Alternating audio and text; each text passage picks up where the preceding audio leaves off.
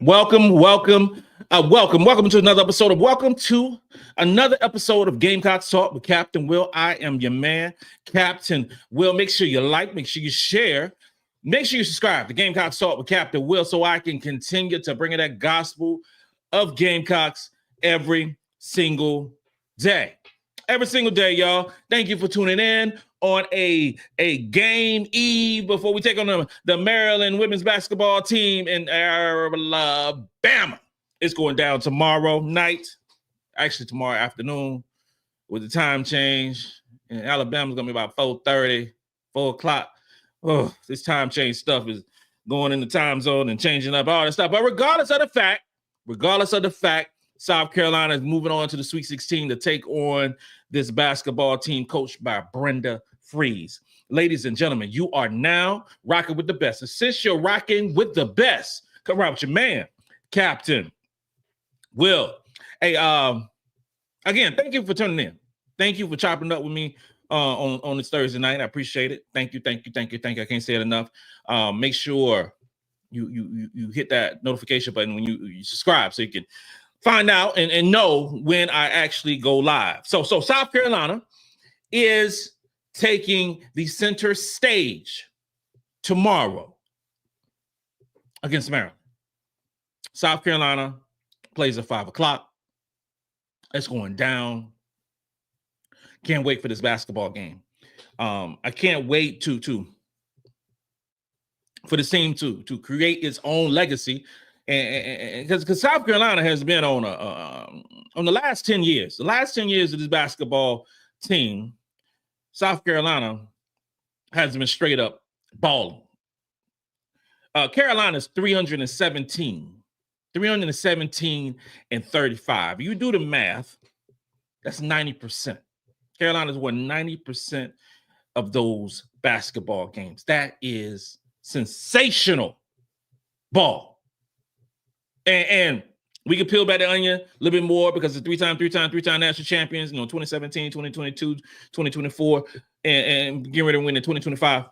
We go 9 straight, 16. And even I want to take it back a little bit more, back in 2020, when COVID's going on and this team had lost one basketball game. That game was that team, finished number 1 overall in the AP poll and was going to win that national championship as well. So there would have been 4 championships. Okay, so.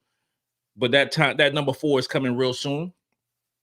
9 straight Sweet 16 appearances. This team is amazing and has been amazing for a long time. You have folks who just started, following Gamecock women's basketball, over the past few years. But this has been going on for a minute. So before there was a Mylesia Fulwiley, before there was a Joyce Edwards, before there was a Chloe Kitts, before those players, Tahina Powell, before those players actually played on the South Carolina women's basketball team, there was, everybody knows about Aja Wilson. Got the statue in front of the Colonial Life Arena. Every visiting team comes over and take pictures, and Aja Wilson right now is the best basketball player in the world, and she started her college career at South Carolina, but don't mistake the legacy, or don't think the legacy was only Aja Wilson. No, we had some players. Remember Elena Coates?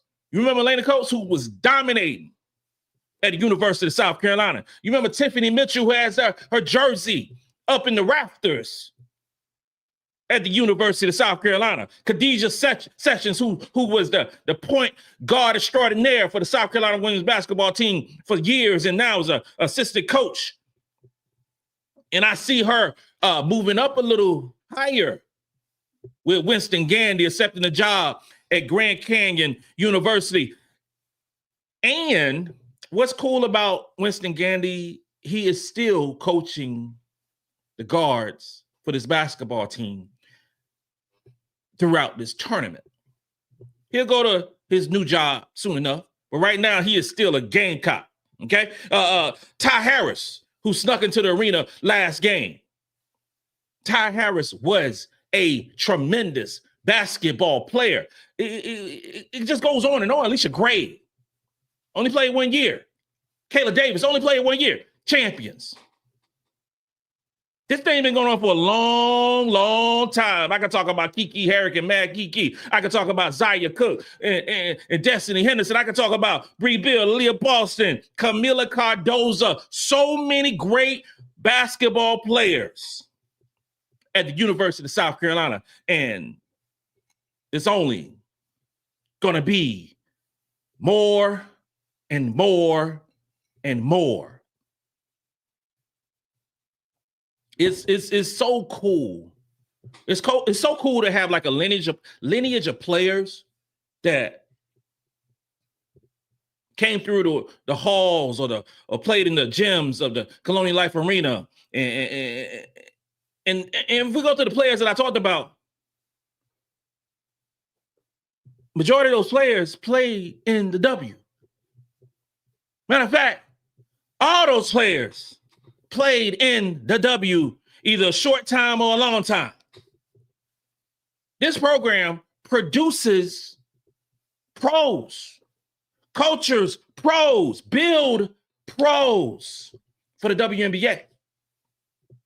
We see the transfer portal. The transfer portal is straight up portaling. It is going crazy right about now. And it was upwards of 1,000 people that are in the transfer portal right now. And there's some stars. There are some stars in this transfer portal. And there's some players, there's some difference makers that are hanging out. There's some difference makers. Dawn Staley was actually how you juggle the Sweet 16 and the transfer portal, and she said, hey, well, you got to have a delicate balance. You know, you got to stay focused on the tournament, of course. But you also, every time I'm leaving the gym, I'm also, making contacts with their agents, about some players that's in the portal.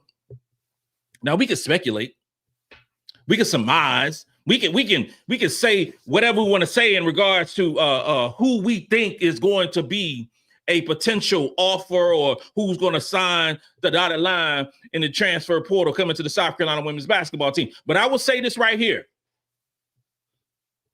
We're going to need a guard in this portal. We're going to need a guard. We didn't get a guard in this recruiting cycle. And we are losing Tina Pau.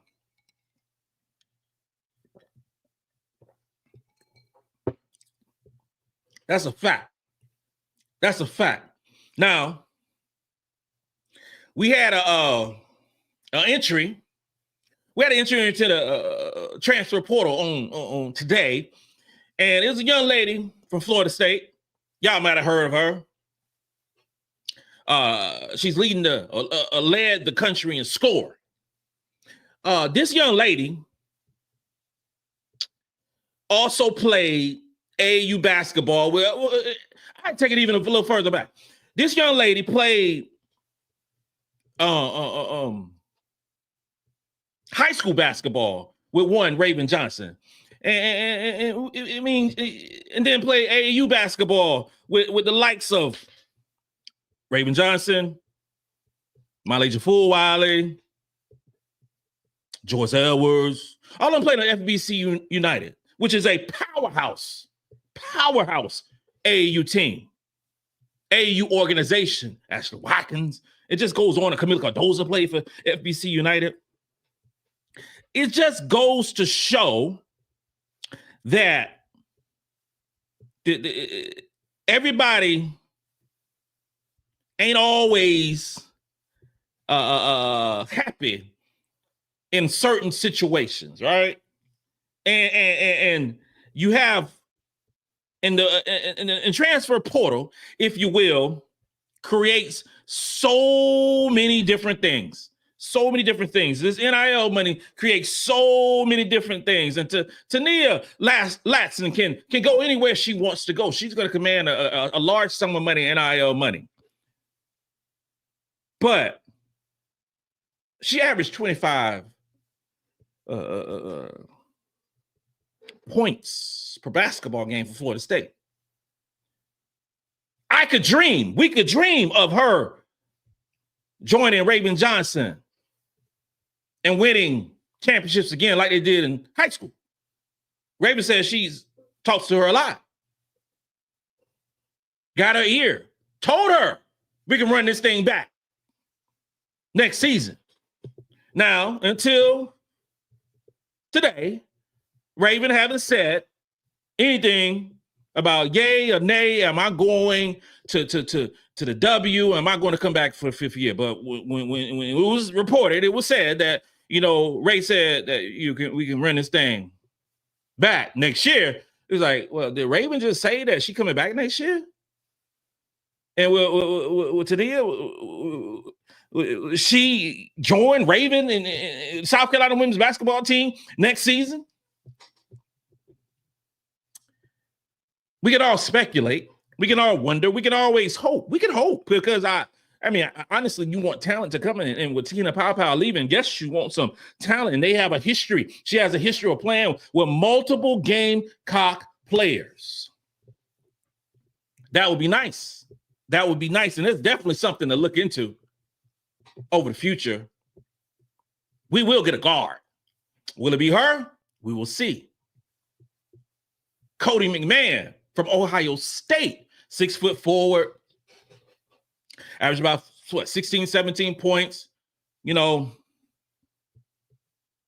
all Big Ten a couple times, all Big Ten freshman of the year, about 5 rebounds, shot 36, 37% from the 3-point line. She is a dog. That girl's been a dog ever since I seen her play for Team USA 2 years ago.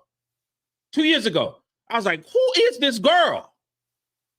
Was it 2 years ago, 3 years ago? I can't, it's running into my head together now. But she's into the transfer portal. And we just gotta say, we gotta acknowledge that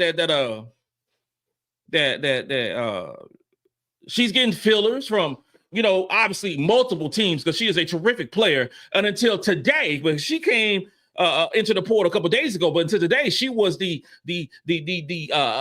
best player in the transfer portal. Then Tania stepped in and said, hold on. Tania stepped in and said, yeah, I'm her, okay? But from what I'm getting, I'm talking about LSU, I'm talking about Tennessee, I'm talking about Kentucky, I'm talking about Baylor, I'm talking about those schools who she's looking at more intently, if you will.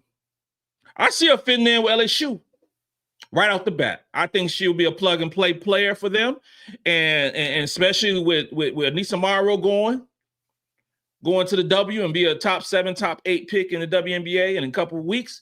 I think she would be a just slide in and play basketball for them. I don't see her coming to South Carolina. I don't see that coming, happening whatsoever. But we can all be, keep an eye on it. I don't think there's a need, so to speak, with Breezy Hall leaving, and you got Ayla McDowell and a Gott coming in, and you already got Tessa Johnson. So I'm not. Some cats would be like, okay, just get talent accumulation, and you're good. I'm more so along the lines of you get talent to plug and play. That's what you need the transfer portal for. Plug and play players when you are missing. Okay, you're gonna be missing Tina Pow. So you need a guard. The best guard out there, the best player in the transfer portal is Latson from Florida State. Make no mistake about it, she's the best one, and she would come in to this team and be dynamic. Would she average 25 points per basketball game? No, I don't think that. But I think she'll come into this to South Carolina. If she chose South Carolina, you have oh God, I can't even say it right. You have a situation where Latson, Malaysia, Raven, Maddie, Tessa, that's downright scary. That is downright scary when I say it out loud. That is and Lay, Raven, and Latson all played together. This is, you go back and Google it. Check it out. YouTube it. You'll see them all playing together, FBC United. It is crazy. It is crazy. There have been, before I move on, There's a lot of centers. There's a lot of forwards. There's so many players that's in the transfer portal right now, I can't even keep up. It's that many. You got players who average 2 points, no rebounds in the transfer portal. You got players who's on really good basketball teams who's moving on. You got players who got average 11, 12 points, 13, 15 points in the transfer portal. You got the ups and the downs, the happy and the sad, and everything in between. I hope these young ladies are making the right decision when you are entering the transfer portal and hoping there are better things on the other side. I just hope that's the case. That's all I'm saying. I hope it's the case. Everybody wants to be playing this weekend. Everybody wants to be playing this weekend. They do. They want to be playing in the Sweet 16 and then playing the Elite 8. They want to get past this weekend so they can go to the Final Four. But one thing that ESPN did today was they ranked the 25 best players in the women's Sweet 16. They ranked all 25 of them. And I got a problem with it. I wouldn't even bring it up if I didn't have a problem with it. Number one, Paige Beckers. I have no problem with Paige Beckers being the number one player in this Sweet 16. None. Juju Watkins is out. Paige Beckers is the second best player, so therefore she's the best player in the Sweet 16 remaining. Paige Beckers from UConn. We might be seeing her again, but I'll talk about that later. Hannah Hidalgo. They got Hannah Hidalgo being number 2. Notre Dame. Terrific player. Offensively sensational. Gets a lot of steals on defense. Shooting up and down. Got a number 2. Lauren Betts from UCLA. I'm not mad at any of these so far. You have your favorites. Who's one, number 2, number 3. I think Paige is number 1 overall. But you can say Lauren's number 2, Hannah's number 3, however you want to say it. Number 4, Anissa Morrow. Anissa Morrow had an incredible season. Average double-doubles, did so many different things for the LSU Tigers and hope to do the same things this weekend. Number 5, they have Sarah Strong. Okay, so according to this list, UConn has 2 of the top 5 players remaining in the Sweet 16, and they're number 2 overall. Number 2 overall seed, but have 2 of the top 5. Okay, make the math work for me. Okay, Sarah is a terrific player. Is she top 5? I mean, it's hard to say. Sarah's an awesome player. Madison Booker. Then we got Olivia Miles. Olivia Miles is really nice offensively. Defensively, in tough games, Olivia Miles getting subbed out. Okay, getting subbed out. She has to work on her defense. When she was injured, she worked crazily on her 3-point shooting, and that got much better. I think Olivia Miles like a 27, 28% 3-point shooter before she got injured, and now y'all see what she's doing. But defensively, she has work to do. Then we go to Kiki Arifin. We'll see how good. I was so high on Kiki, this season, and now that Juju is out, it's going to fall on her. Now, she's easier to game plan for than Juju, but Kiki in the WNBA draft has fallen, okay, in terms of these mock drafts, but she is a great player. You got Haley Van Lith. Now, what was that? 1, 2, 3. I lost my count. But we got Haley Van Lith right now. So they got Haley Van Lith, and Haley's having a great year with TCU. She is. She's a 5th-year player, 3rd school, playing great basketball. Her defense is yet to be desired because this list don't focus much on defense. I just got to keep it real. It is offense. Okay. Now, is Haley Van Lith a better basketball player than she was last year at LSU? I don't know. She was playing the wrong position at LSU. Is this a similar player that played in Louisville? Yes, it is a similar player that played at Louisville. I was surprised seeing her ranked as high as they had. Then they got Flage, who's having a great year, and Asia James from North Carolina State, AZ Fudd, who's coming back for another year, Reagan Beers. And I'm like, where are the South Carolina women's basketball team players? Where are they? Where are they? Let me count this list right here so far. So we got 1, 2, 3, 4, 5, 6, 7, 8, 9, 10, 11, 12, 13. Reagan Beers is 13. We have yet to see or hear any names from the South Carolina women's basketball team, the defending national champions, the number 2 team in the net ranking, the number 1, should have been the number 1 overall seed, but we'll move on for that. And where are they? Then you have Joyce Edwards. Joyce Edwards is the leading scorer for this basketball team. Joyce is playing very well this season. If you're the leading scorer for this basketball team in South Carolina, you are doing great things because you're not going to play a ton of minutes. And she's a freshman. So they got Joyce. Then you got Kiki Rice from UCLA. Okay. Sedona Prince from TCU. You got Michaela Williams from LSU. So you got 3. This looks like the Wooden Award or Naismith Award, whatever the national player of the year, national team, All-Americans, whatever you want to call it in college basketball. That's what it looks like. We got 3 LSU players, the top 20.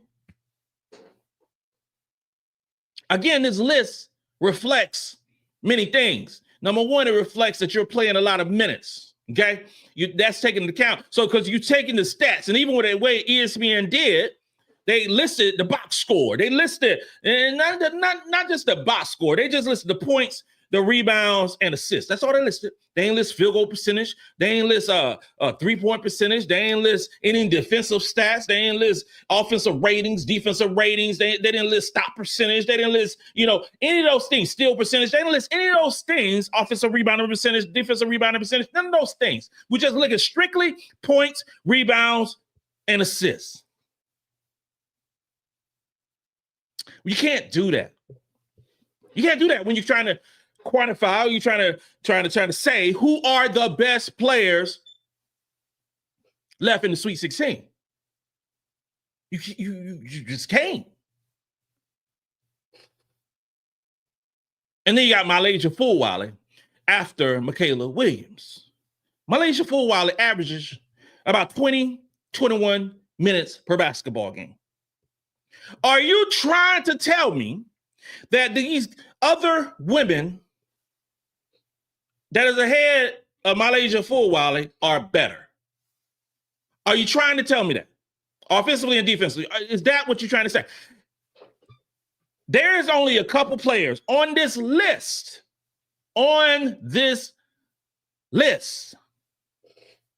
that strikes the fear when Malaysia Fulwiley has the basketball. Only a few players.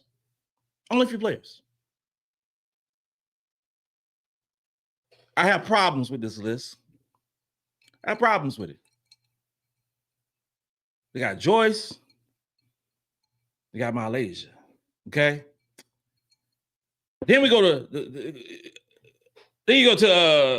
after that, you got Sonia Cintron. So Notre Dame got 3 players on this list.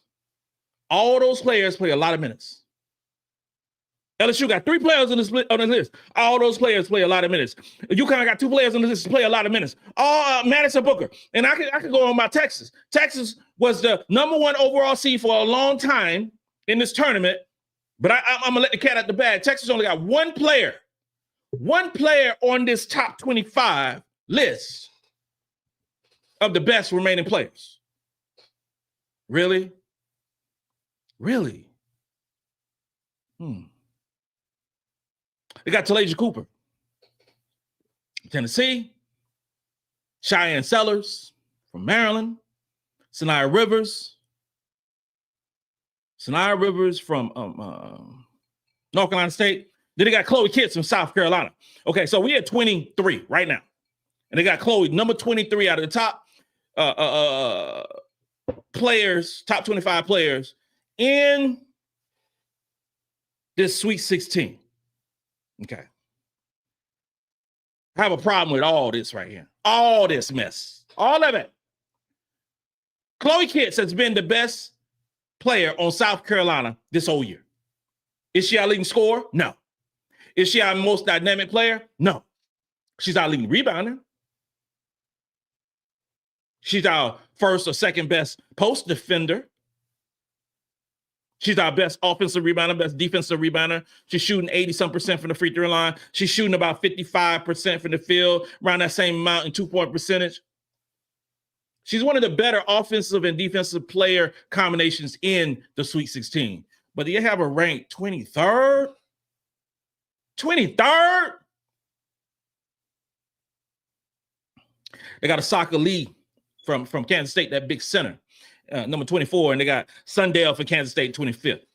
I have so many problems with this list that I can't even keep my mind straight, because you're telling me out of the top 25 players on this list, Oceanside, Tahina Pow ain't on this list. You telling me Tahina Pow ain't one of the top 25 players in this Sweet 16 is ridiculous. Tahina Pow, who's going to be a 10th overall, top 10 overall pick in the WNBA draft, is not one of the top 25 players in the Sweet 16. That makes absolutely no sense. By all metrics of mock drafts, Tahina Pow is ranked ahead of Hailey Van Lith. But you have Hailey Van Lith at what, top 10? That makes no sense. She's not even in here. I said before, these ladies read everything, they hear everything. Tahina Pow is going with a chip on her shoulder to light Maryland up tomorrow. To light them up. And I believe she's going to show up and show out on tomorrow versus Maryland. The list is ridiculous. It's stupid. I don't even know how to say. You got some players on here that don't even try to play defense. Don't even try. Don't even try to play defense. But defense don't matter. Defense don't matter at all. Not at all. Unless you're getting a steal. Don't matter. Let's go through a few of these comments. Oh yeah, lots of comments. Lots of comments tonight. And thank you for hollering at your boy today. I want to say hey to Ernest Branch, Margaret W., James Davis, Norman Cook, Denise Oliver Velez, Virgil Wimberly. What's good? What's good? How y'all doing on this Thursday night? Haley Amari, to get off topic, how do you feel about Larson being in the portal? I talked a little bit about Latson, I should say. I feel great about her being in the portal. And I like the chances of her becoming a Gamecock. This is NIL time, man. This is why you donate money. This is why, that whole thing in Thanksgiving time. The whole thing Thanksgiving time in regards to that round robin tournament where you're going to be playing some of the best teams in the country. Those things matter because you're going to get NIL money for that. So you use that NIL money to keep players here and also bring players in, because she is going to command some nice dollars if she become a South Carolina Gamecock. And there's no other way to say it. But I really do like her. Country Notary said, rocking with the best. You got it, sister. Rocking with the best. Mr. J, so Coach has mentioned calling a few players in the portal. Who do you think fits our needs and style? Like I said earlier, Latson definitely fits our need for a guard, a scoring guard. And I'm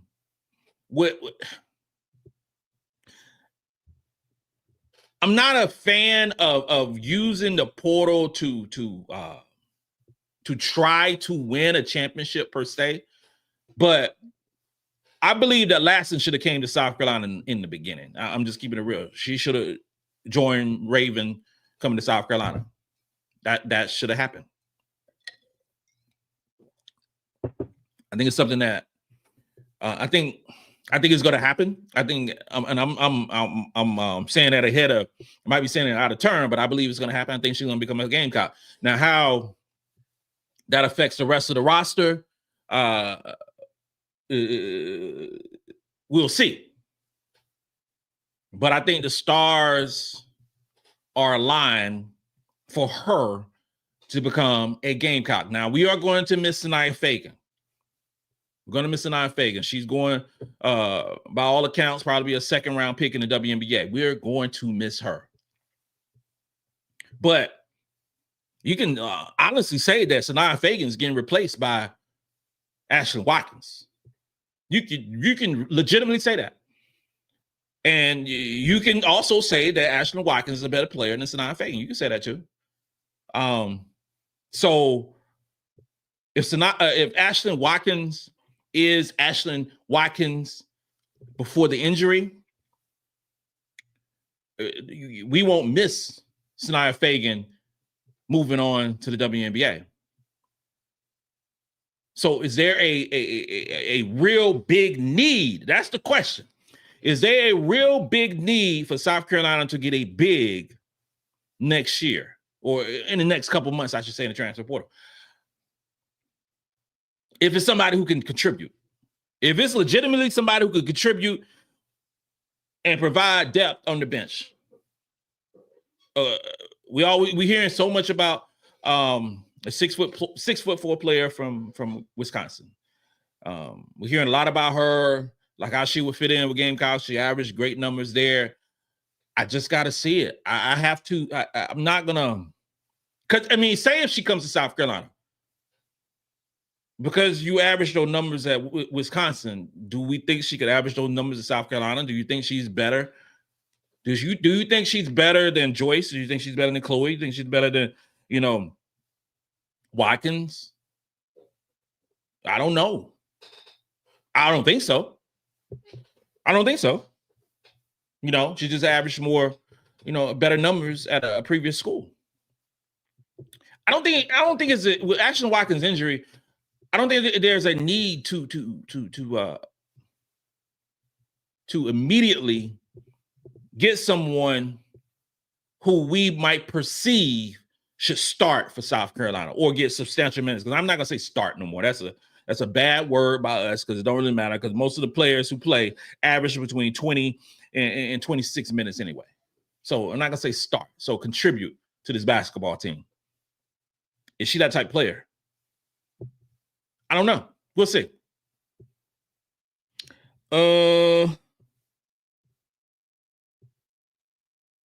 Ernest Branch, girls from Wisconsin and Florida. Norman Cook, we need a big. Do we need a big? Do we need a big? I mean,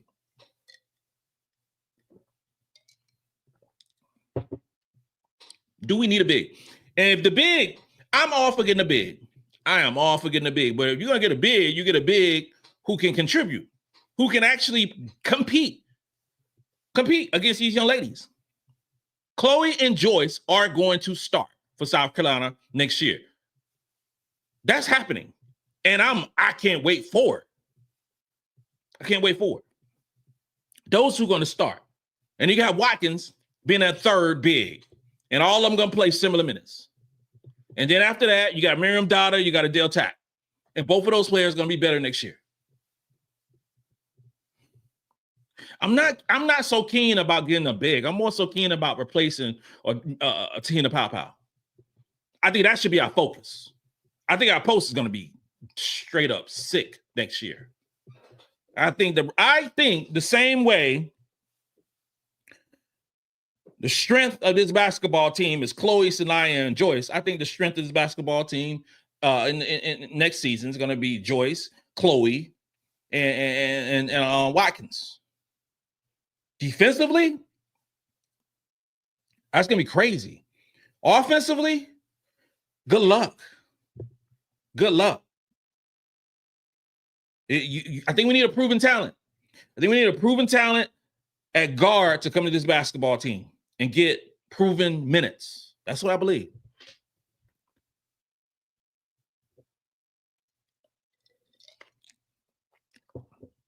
Chris K-Dub, we need a really talented big for the boards. That will make a huge difference. Raven is returning. Raven is returning. It seems like it. Seems like that's the case. In terms of a big, who out there screams a big that can legitimately come in here and play? Who? Raise your hand. Raise your hand if you think there's a big in the transfer portal to come to South Carolina and play. There ain't no Reagan Beards in this transfer portal.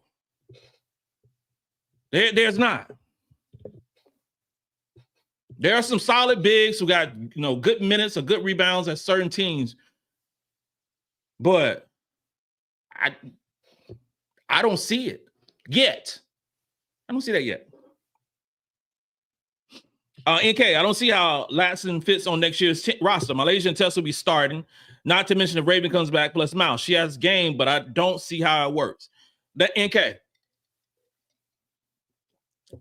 If Latson comes to this basketball team, okay, so here's the deal. Next year, without Latson, the starter is going to be Raven, Malaysia, and Tessa. Those are 3 guards. We play 3 guards and 2 forwards, okay? Then you're going to have Maddie getting minutes behind, those 3 players, be the first one off the bench, just like Malaysia's the first one off the bench now. If Latson come in this basketball team, it's going to be Raven, Latson,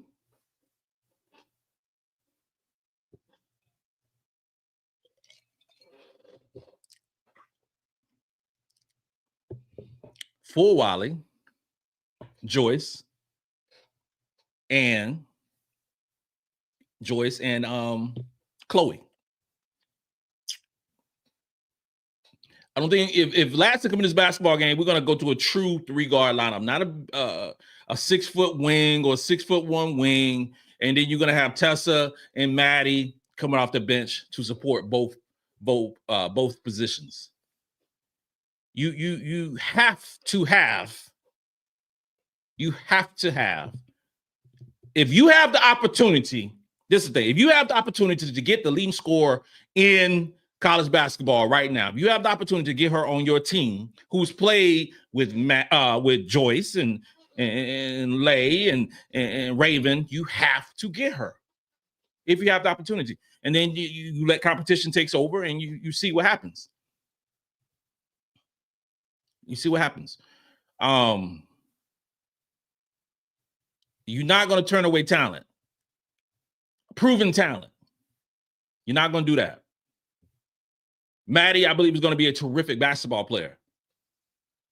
Y'all know I've been hyping up Maddie since what month is it? This time last year. No, before then. I've been hyping up for a long time. And she's going to be great. But if you can get Latson here to go with Raven, both of those players will be gone the next time. They'll be gone. Continue to work, continue to improve, continue to compete. That's all I want for this basketball team. The everything will work out on its own in terms of numbers and things of that nature. But that's also if Latson wants to come to South Carolina. I'm saying that I think she's going to show up because of the relationships that she has. But would she come to South Carolina and conform to fit in to what we have? That's a big thing too. That's a huge thing because she ain't averaging 25 points to South Carolina. She ain't taking that many shots to South Carolina. That ain't gonna happen. She ain't playing the minute she played at Florida State. That ain't gonna happen either. We'll see. Buddy Rowe, we need a big to go with Ash. Also, we could use another solid 2-guard to back up Lay. Don't need any more forwards and wings players. I'm looking for. Thank you for the comment. I'm looking for a big jump from Adele. That goes without being said. If we get a big, if we need a big, we have to get a proven big because and there has to be a player who can get minutes if Watkins isn't ready to be Watkins until December or January. of next year. Everybody heals differently. We don't know how long it's going to take for her to actually become Ashlyn Watkins again, or will it happen in college? We don't know. We've seen so many ACL injuries across the board in college basketball this season and last season and last few years. We just got to see and see how that goes on. If Watkins, I can see Don getting a talented big. I can see if the kid from Wisconsin was to come here almost as insurance in case Watkins isn't ready to be playing. Because right now, just say for instance, if Watkins isn't ready to play to December, January, then you're going to rock with a rotation of Joyce, Chloe, and probably Dada, with Adele getting some minutes, to supplement that. That is not what you want, because if you lose Chloe or Joyce in an injury for some amount of time, then the rotation has completely been jacked up. So I can see that being the case where we get a big, added to the mix to help get minutes, because you got to have some numbers now. And then you still got Adele Tack, who's been healthy this year. And that would be so great for her to be healthy, throughout the duration of this year, and then go into the offseason and be terrific, getting bigger, faster, and stronger, and dependable. So I think I talked myself into it. I think we do get the kid from Wisconsin. To get minutes in case Watkins isn't Watkins. And I believe that Dada will make a bigger effort and a bigger a jump next year. And I believe Adele definitely gonna make a bigger jump next year. But you need somebody to come in and get some minutes for sure. So I agree with y'all on that. Don't need any more forwards. Forwards. What do you mean we need more forwards? I don't know. Everybody's in this era of basketball, you don't have many true centers in basketball anymore. You don't.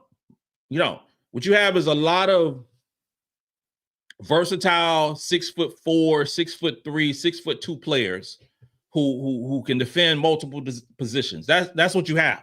Now you have Ayla McDowell, who's the same height as Chloe, and does similar things, and is this coming to this basketball team, and she's a terrific player. You got a guy who can play the 2 or the 1.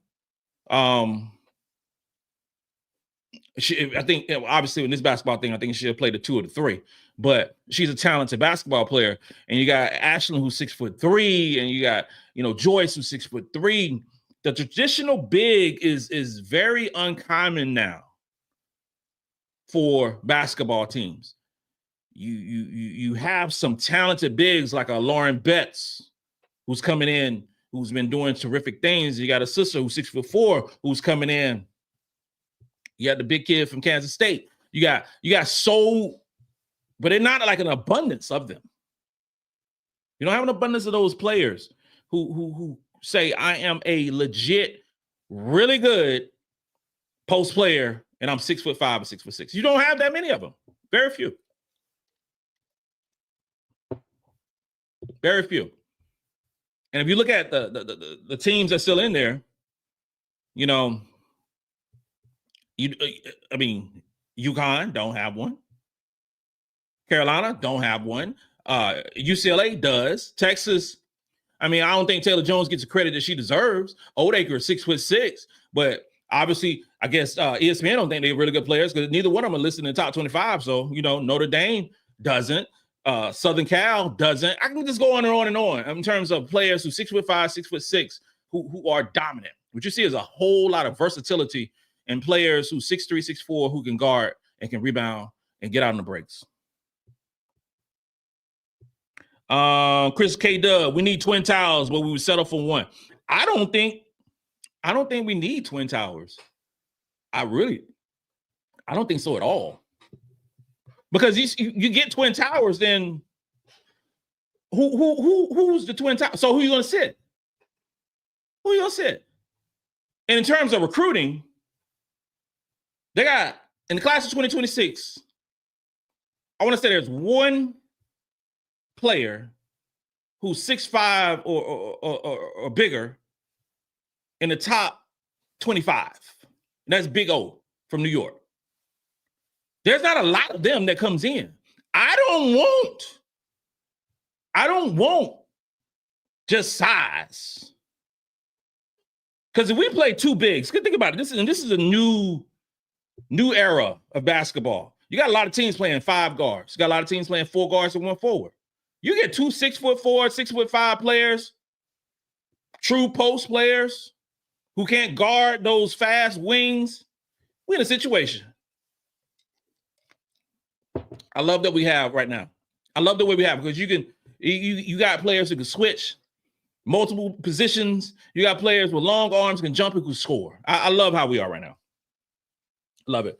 Lisa Pugh, what's up, Cap? Hope all is well with you and wifey Will. We are great. We are ready to go to Birmingham tomorrow. We are ready to hang out and have fun in Birmingham and see two play Friday and then play on Sunday and turn up. That's what we're ready to do.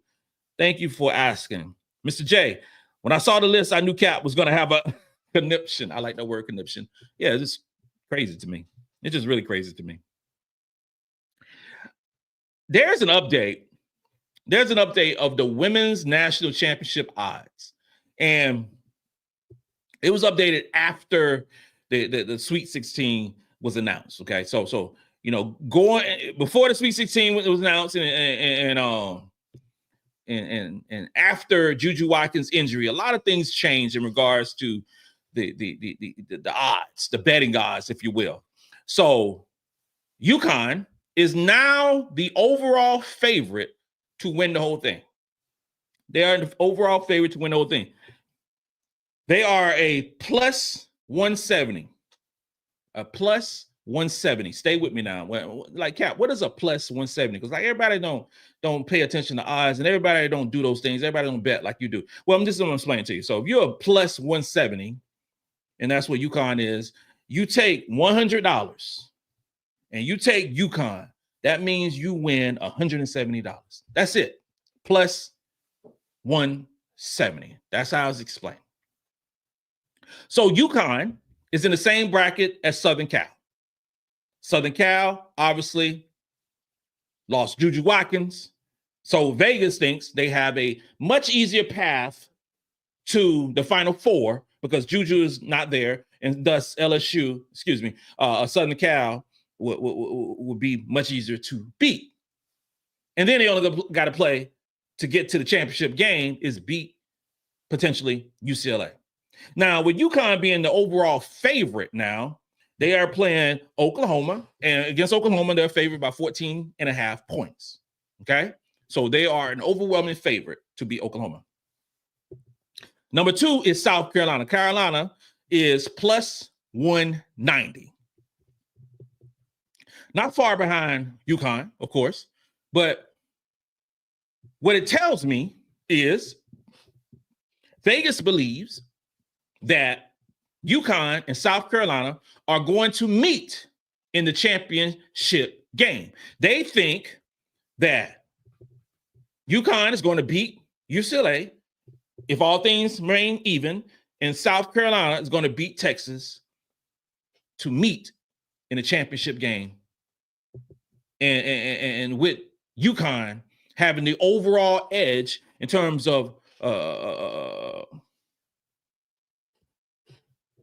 plus 170, they think that UConn is going to beat Carolina. Okay. Close, though. Plus 170, plus 190. South Carolina is favored by 17.5 points versus Maryland. Biggest, edge on Friday or Saturday. You got UCLA, and then this one it gets a little, further fetched. UCLA is a plus 650, so their odds are way further than UConn and South Carolina. And versus Ole Miss, they are 8.5 point favorite. You got Texas, who are plus 750, and they are favored by 8.5 points over Tennessee. You got Notre Dame, who's plus 950, and they're favored by 6.5 points over TCU. And you got Southern Cal playing. Southern Cal now with Juju is a plus 2,700. So they got the odds of winning the overall championship is very slim. They're favored by 1.5 over Kansas State. Duke is plus 2,700. They're favored by 5.5 points over North Carolina. And finally, LSU is a plus 3,500. And they're favored by 3.5 points over LSU. And then you can continue going on. The odds get way better, worse in Oklahoma, TCU, North Carolina State, Kansas State, Tennessee, Maryland. Maryland is a plus 13,000.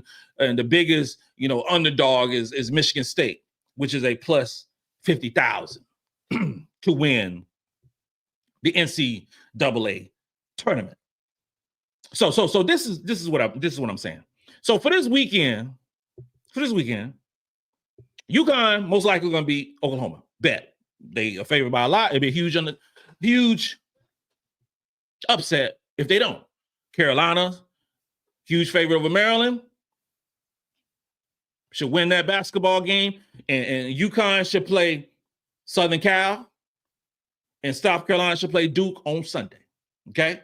So both of those teams, South Carolina and UConn, should, move on to the Final Four. All right, then again, it's a little tricky with UCLA and Ole Miss. 8.5 point favorite. I think Ole Miss is going to give them problems. I think overall, UCLA should beat Ole Miss. LSU will be their next opponent. UCLA and LSU. That would be a terrific basketball game. That would be sensational. And I would not count out LSU if they play UCLA. I would not count on Kim Mulkey whatsoever. You got Texas gonna more than likely beat Tennessee. They're favored by 8.5 points, and it'll be Texas and Notre Dame. That would be a great basketball game. That would be great. If the stars align for us to play UConn again, I would love it. Like, Kat, what are you talking about? Like, UConn beat us by so many points, close to 30 points. Why would you like to play UConn again? I'd like to play UConn again because I think we're a better basketball team than UConn. How can you say that, Kat? What changes your mind to think that South Carolina could beat UConn? South Carolina lost to UConn by a ton of points at home, start the home winning streak, and just AZ Fudd had like so many points, close to 30 points. You can't think that. You can't just fathom that. I think South Carolina got punked in that basketball game. I think it won't happen again. I think we're a much better basketball team than we displayed against UConn. And I would love to exercise those demons against UConn and beat Coach Gino in front of the highest stage, and those ratings would be sensational. And I would love to win against UConn in Tampa, Florida. I probably get arrested because we win a championship against UConn. I'm taking off my shirt and we going streaking all over that court. Or I'm going streaking all over that court. And wifey will have to get me out of jail, but it's okay. It is okay. She would do it for me. I believe in her. I think so. Maybe. She better. But all I'm saying is it's looking like that way. Now, it could be an upset or two over the weekend. It can change the outcome of what's going on. It could be an injury. Nobody anticipated Juju getting injured. And everything is, lined up. How about that commercial? That commercial with Doechii? I think this girl named Doechii, talking about the stars, and that was one that there was Juju and Flage and Page and so forth. They changed it up a little bit. Now they took Juju out the commercial and they added Full Wally. Nice. Now, is it because Juju got injured? Of course, that's the reason she came out that part of the commercial. I think it's a ton of various different takes of various different ladies who Doechii is announcing, and if something out of the ordinary happens this weekend, you'll see the commercial change again. That's commercials. Things change, but I'm glad Lay's getting a little shine. Love that. Love it. What I'm saying is, ladies and gentlemen, it's a lot of different ways to skin this cat this weekend in order for some of these teams to change up the narrative. Somebody's going to lose that we ain't thinking about going to lose. I don't know who's going to be. And if I had to bet, it's going to, you know, TCU could score the basketball a lot. They got Southern Cal's favored by 1.5 over Kansas State. I would take Kansas State over Southern Cal. I'm just saying I would. They got to supplement those minutes what Juju isn't playing, and she played a ton of minutes. Let's go through a few of these questions, and then we're going to tap out. Yeah, let's go through a few more of these questions.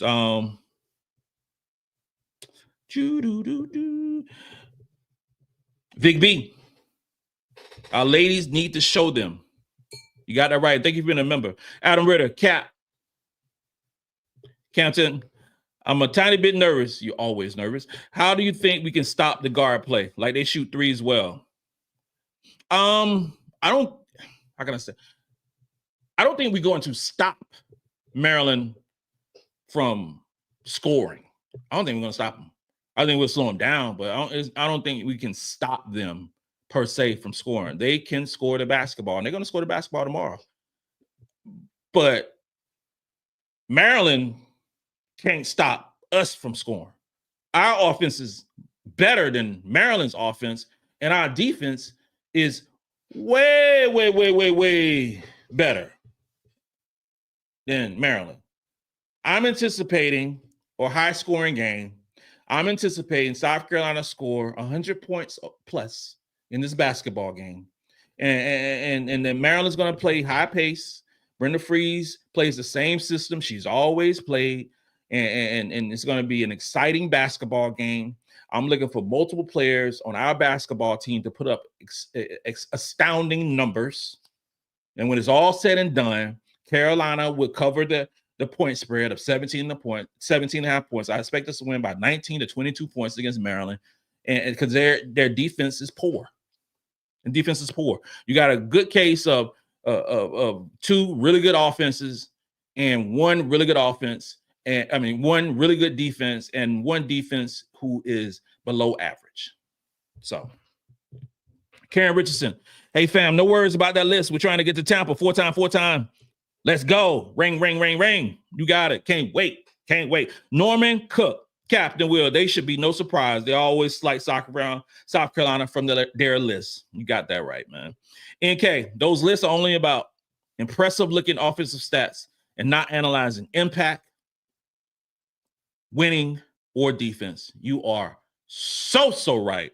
Will. This is Will.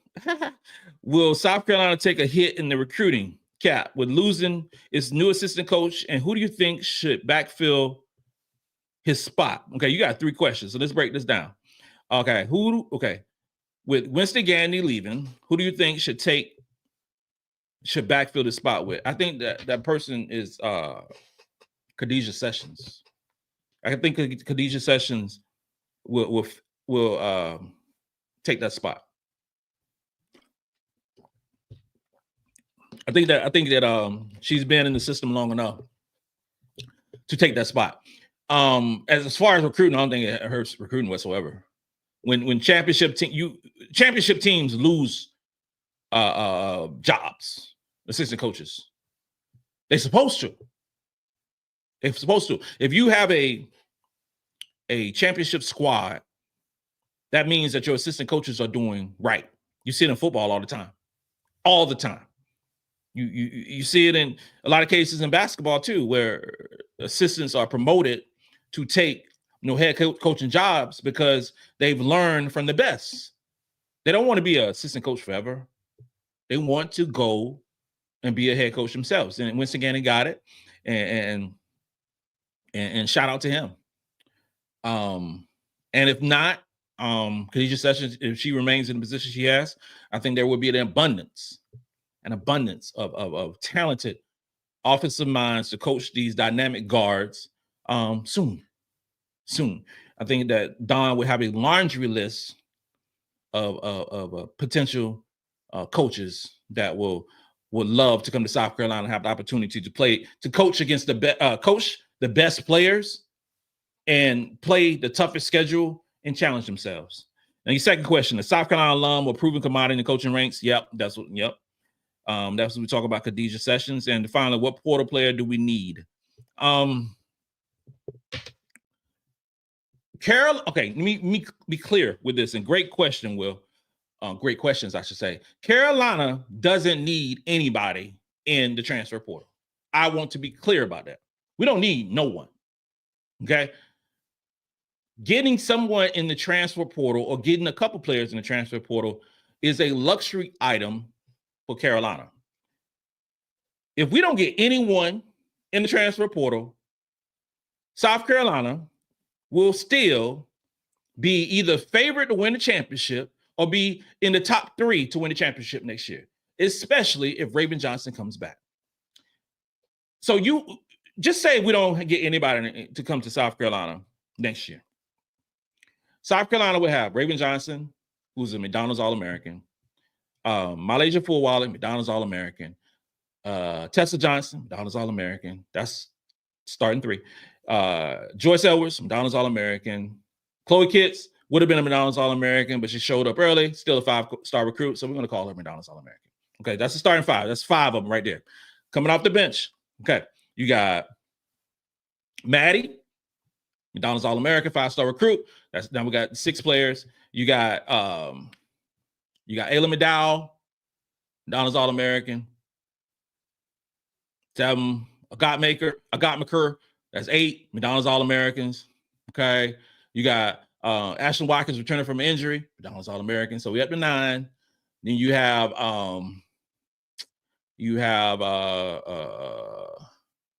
Adele Tack. That's 10. She would have been a McDonald's All-American. She showed up early as well. So I'm counting that as 10. She's also a 5-star recruit. And then 11, you got Miriam Dada. Okay. You literally, this team in the fall, without adding anyone, would have 11 McDonald's All-Americans on this basketball team. 11 5-star recruits on this basketball team. South Carolina don't need no one from the transfer portal. No one. We would go into the season with the most talent on our team again. Now, if we were able to get a player that wouldn't mess up the trajectory, the combination, the chemistry of this basketball team, that would be cool. But Don ain't messing up stuff that ain't broke now. Don't get it twisted now. In the season, in the 25-26 season, Carolina will have 11 5-star recruits on its roster. 11. That is straight up insane.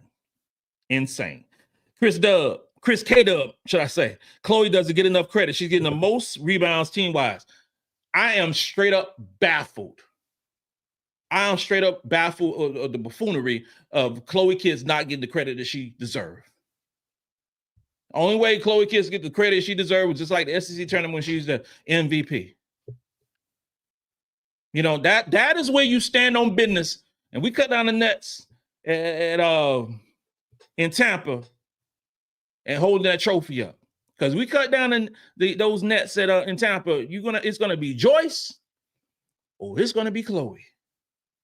Being the MVP, the most outstanding player, the mop, however you want to say it, getting serenaded. I believe that completely. Will Pop-Out needs to ball out, period. Remainder of the season's in tourney. She will. She's going to ball out tomorrow. Make no mistake about it. I believe that. Hey, mama, how you doing? Baby boy loves you. Adam Ritter, 2 more weeks of me panicking, Captain. What you going to do in the off season? Well, you know, what am I going to do in the off season when dealing with the after the season? I gotta say, I'm still going to be covering the South Carolina women's basketball team. Hopefully, the four-time national champion, four-time Four-time national champions. That's a given. So I will be still talking about basketball on a daily. I would be doing live shows. I would do more recruiting stuff. I'll do more. I got a couple of scouting visits that me and Wifey Will are going to do over the summer to check out some terrific basketball players. Yeah, transfer portal is going to be portaling. So it don't stop. It does not stop. Does it get a little monotonous sometimes? Will we be revisiting moments over the season, over the past seasons to get through some of these summers where ain't that much to talk about? We will do it. But Captain will be doing live shows during June, July, August, all the time. We will be doing live shows just to hang out, however you want to do it, and talk basketball, because we're still going to be talking about the WNBA in regards to Gamecock players who are performing and who's performing and underperforming in WNBA. We're going to find some stuff to talk about, because this college basketball and professional basketball and Gamecocks are everywhere. So Adam Ritter, don't fret. We're going to be here all year, brother. HJ, I think if Lisa Leslie tells Don she wants to come to South Carolina, it will happen. I think it's in her court. In other words, Don is not going to say no. I agree with you on so many levels in that regard. It was dope seeing Lisa Leslie's husband in a Gamecock sweatshirt. That was cool. Does Lisa Leslie have enough time to coach Don Staley, to be on the road? Coach Don Staley, to coach these girls? Because Boyer coaches the post players. Okay, Boyer ain't going nowhere. Now, could Lisa Leslie do? Lisa Leslie could be the head assistant coach at the University of South Carolina for sure. She's been rocking with Don. They've been rocking with each other for a long time, since the 90s. You know, so I mean, who knows, man? Who knows? All I know is, I mean, it looked nice.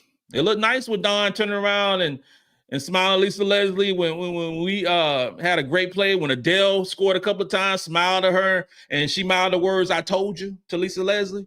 You know, it's we can only dream. We can only dream if that was to occur. I would love it. Vic B, we need a three-point shooter. We need a three-point shooter. We do need a three-point shooter. And thank you for being a member. We were off in regards to what we were last year in terms of three-point shooting. Last year we was tied for second for three-point shooting. Right now we're in the top 100, you know. So three-point shooting has not been a strength of ours. It hasn't been a weakness. It hasn't been a weakness. But Ravens numbers are down. Lay's numbers are down. Powell's numbers are down. Powell's numbers are down for 47%, which was straight up insane last year. But Powell became a better all-around player for South Carolina. Tessa's still shooting 43% from three. She's just elite. Getting a knockdown three-point shooter, if that occurs in the transfer portal, will be nice. That would be nice. Agat can shoot the three. Okay. She can shoot the three. Malaysia is a streaky three-point shooter. When she's on, she's on. Yeah, I agree with you on that. Ernest Branch, our team is loaded. Sure is. Rumors are Lay will chase the NIL bag. You know, bro, you can chase the NIL bag and not leave the University of South Carolina. You really can. You really can. Do I believe Lay will leave South Carolina? No, I don't believe Lay will ever leave South Carolina. She's wanted to be a Gamecock forever. And she's living that dream every time she plays at Colonial Life Arena. You know how many Lay fans go to Colonial Life Arena every time she plays? It's insane how many fans there are that love Malaysia Fulwiley when we play at home. It is crazy. Could it be because she played at Keenan? So you got all the cats who've been watching her grow up, you know, in the little league and the AAU circuit, the high school all the way through to Columbia. You got some folks who have watched the growth of Malaysia Fulwale since she was a youngin' playing out on the street. You know, so she is a true hometown girl. I don't think she can't get that anywhere else. She can't get that anywhere else. Now you got to pay her. You got to pay her now. Now, made no mistake about it. Now you got to pay her. You just got to keep it real. But Lay ain't going nowhere. Lay ain't going nowhere. And she loves South Carolina. And you know, here's the thing too. I haven't been doing. I haven't done any interviews this summer. I mean, this year, I haven't done none. I've been focusing more on the talking, in you know, engaging with the fans and things of that nature. And it's not a lack of me not wanting to do interviews with players or coaches and things like that. I want to do it in instances where it's more bang for our buck. So after the season, we're gonna have an interview with Malaysia. We already talked about it. It's going down after the season. Lay said the first podcast she's gonna get on after the season is this one. So we're gonna talk to Malaysia for a while, and there ain't gonna be no media mess that we see from the suit and tie and the nice dresses media when Captain Will's doing stuff. We're just gonna chat it up like I'm my uncle, and we're gonna just talk it up about just having fun and about the season, and just chop it up. That's how it's gonna be. And in the future, that's what, when I start doing interviews again, that's how I want it to be. Just chop it up, drinking some sweet tea, and having a good old time. You know, but Lay will be talked to real soon. Chuck Bailey, see you tomorrow, my brother, or probably Saturday. I see it again. Williams out of Wisconsin is a possibility. She is a possibility. She's a nice player. She's a nice player. And I know we've been going back and forth a little bit on text, talking about various different players, and she is nice. She is nice. Last one, Anastasia Winstead. Maddie will match Ravens' defensive energy, if not better. Can't wait. It's not a secret out there that Maddie is one of my favorite basketball players on this basketball team. And I believe that Maddie is going to be terrific as a South Carolina women's basketball player. She was sensational in high school. And like I mentioned a couple of days prior, we have not seen Maddie McDaniel yet. We have not. What we are seeing right now is a version of Maddie, but that is not the Maddie McDaniel that y'all are going to see next season. You're going to see the version of Maddie McDaniel I saw as a junior and a senior in high school. That version of Maddie McDaniel is a, how can I say? I say it the way it was explained to me by a source. I say that by a source, that she is a similar player to Malaysia Fulwale, except more refined. I say it like that. She is special. She is special. And there's going to be a whole lot of Maddie McDaniel jerseys next year when she is unleashed on the basketball world. It is happening. You better get ready. You better get ready. Get your popcorn ready, because eventually you will have a situation where you have Maddie McDaniel and Malaysia Fulwale in the same backcourt, and good luck trying to stop that. We hear a whole lot about Hannah Hidalgo and Olivia Miles. Whole lot. Trust me when I say that. Maddie McDaniel and Malaysia Fulwale, whenever it happens in extended minutes, is going to blow your mind. Blow your mind. They will be the most exciting backcourt in college basketball whenever it happens. You could take that one to the bank.